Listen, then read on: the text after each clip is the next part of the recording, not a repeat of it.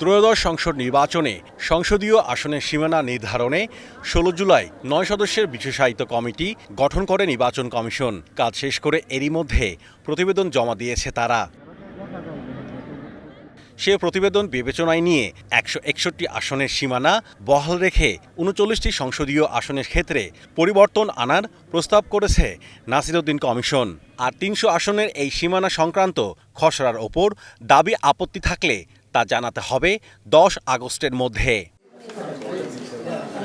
Commissioner Anwarul Islam সরকার বলেছেন, সংশ্লিষ্ট আসনের ভোটার ও জনসংখ্যা বিশ্লেষণ করেই প্রতিবেদন দিয়েছে বিশেষায়িত কমিটি। তাদের সে প্রস্তাব অনুমোদন করেছে কমিশন।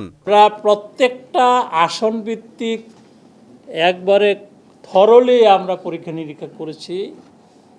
তো আমরাও যে 7টা আসন আমি একবারে নাম ধরেই বলি, সেটি হচ্ছে মুন্সিগঞ্জ, মানিকগঞ্জ, তারপরে সাতক্ষীরা, সিরাজগঞ্জ, তারপরে কুমিল্লা, তারপরে চাঁদপুর, ফরিদপুর এবং বরগুনা।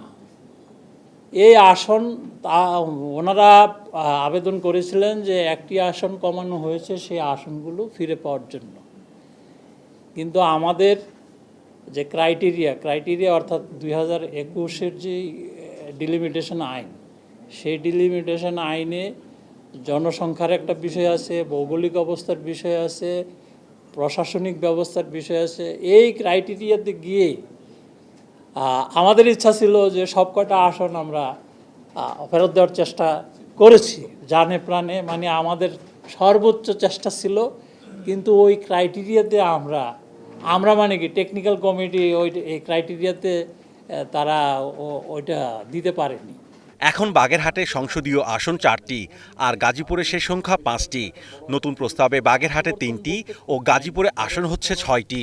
বিশেষায়িত কমিটির প্রতিবেদন অনুযায়ী তারা ভোটার সংখ্যা এবং জনসংখ্যা অ্যানালিসিস করে তাদের প্রস্তাব হচ্ছে যে বাগেরহাট একটি আসন কমবে, গাজীপুরে জনসংখ্যা এবং ভোটারের সংখ্যার ভিত্তিতে একটি আসন বৃদ্ধি পাবে। কোনো ভুল ত্রুটি থাকতে পারে, কোনো সংযোজন বিয়োজন আপত্তি থাকতে পারে।